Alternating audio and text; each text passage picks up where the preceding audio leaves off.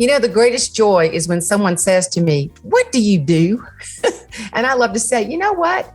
I love to help folks tap into the best version of themselves. So where do you learn these principles of being seasoned, steeped in steam? I will tell you. You learn them sitting on the front porch. I call it sweet tea wisdom, Southern fried humor. I love humor. I love to see things funny. How many of y'all would go home from church, eat Sunday dinner, and go visit kinfolk? Anybody in here?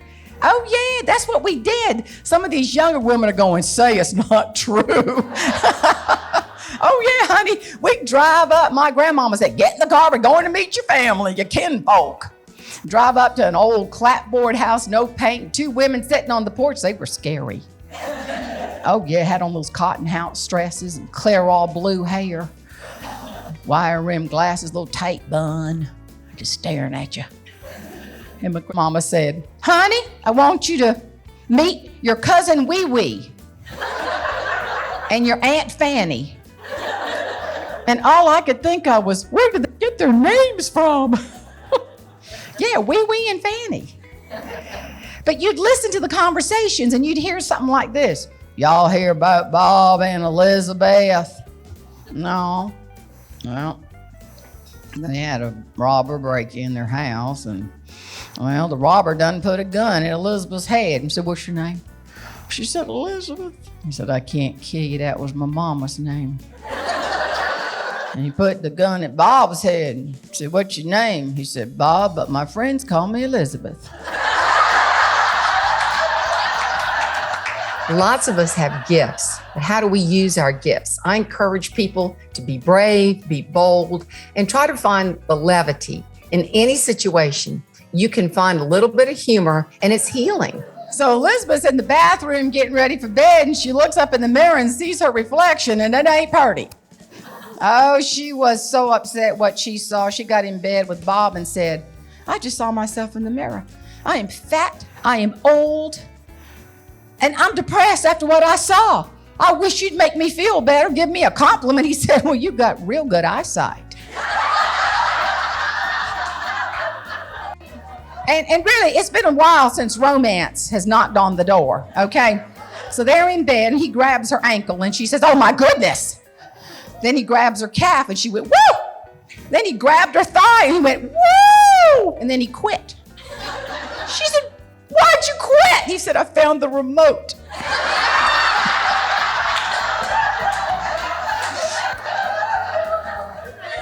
Because isn't it true that story is how we speak in the South?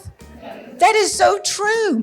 My daddy had the sweetest farm worker. He worked for Daddy for 15 years, and we called him by my initials. That was his name. Well, Daddy was so busy on the farm, he forgot to go to the bank. He used to pay his men in cash in an envelope. That's the only way it worked. And as soon as he saw Bomb Initials coming down the road, he went, oh, I forgot to go to the bank. And Bomb Initials walked up, and Daddy said, I am so sorry. He said, Mr. Jenkins, it'd be really nice if you could help me out and just write me a check. Daddy said, oh, okay, I'll do that. So he got his pen, clicked it, and went to write his name and just stopped and said, I am so embarrassed. I don't know how to spell your name. He said, oh, just make it out to C.W. Jones. Daddy said, C.W. Jones? Who is that? He said, me.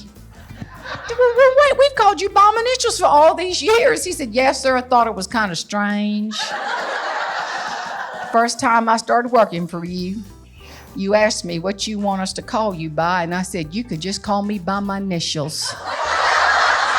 So when I speak, whether I'm speaking my favorite speech because I grew up on a tomato farm in the Low Country, don't throw tomatoes at my field of dreams, and I talk about find your shine, know what to call, and plow up, plow through. It's your choice. I think in the Cole principle, life is all about how you see things and how you turn things around. And I'll tell you what happened to my husband and me. We won a wonderful trip to Puerto Rico. Oh my gosh, y'all, it was glorious. And we had had the best time. It was a beautiful banquet. We were walking back, and this woman came up. She had a cute dress, had little copper pleats. I thought she's cute. She had a little glass of courage. She was walking like this. And I said, that's such a cute dress. This isn't pleasant. I thought, well, your dress is tacky. And she stood there in that beautiful hallway in that magnificent facility and cussed my husband out for everything he was worth. I couldn't believe it. And neither could he. We were like,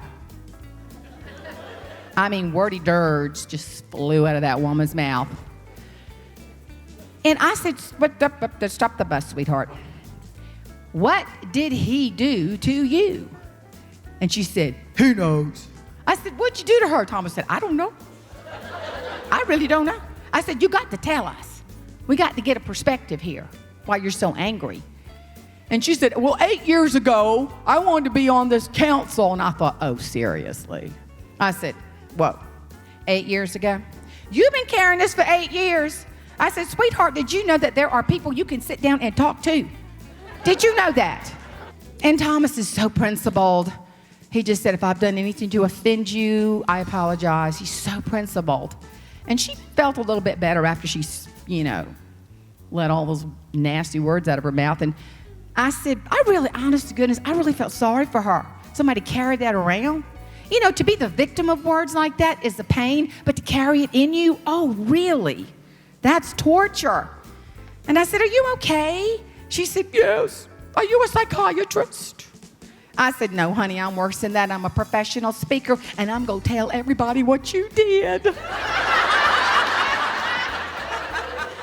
But here's the deal. We're walking back to the room, and I got mad. I was really getting steamed. I said, Thomas, what do you make of this?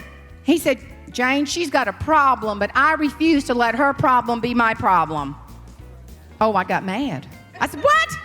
I wanted to talk it to death and dissect it.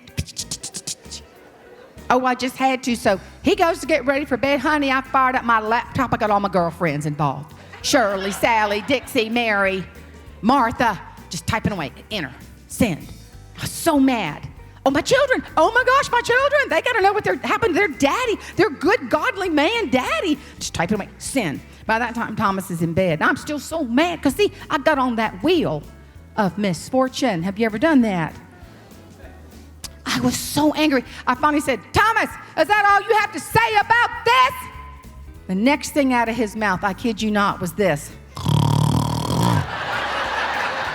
Gone. And I realized a fundamental principle that goes along with that coal principle. You know what it is?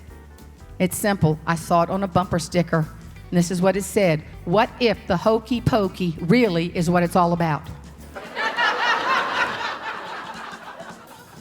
Would y'all just stand up with me just for 1 second? Would you just humor me? Do you have difficult people you work with? Don't go nudging everybody, okay? Now, ready? You put your right foot in. All right, look at that foot. Stare at that foot. You know what that is? You might see a bunion. I'm not going to judge. That is what you call doing the right thing. Right foot out, right foot in. And then what do? Shake it all about. What is that? You shake it off. And you shake it off fast. You do the hokey pokey. And what? You turn yourself around. That's what it's all about. Sweet Tea Secrets from the Deep Fried South. I do love that. That's my latest book. And I talk about 3 kinds of tea. We have to be seasoned. That's wisdom. Steep. Who are you? Are you the best version of you? And steamed, excited to share and to serve other people. That's the joy I have in my life. That's the joy I want to share with folks because they too can find the best version of themselves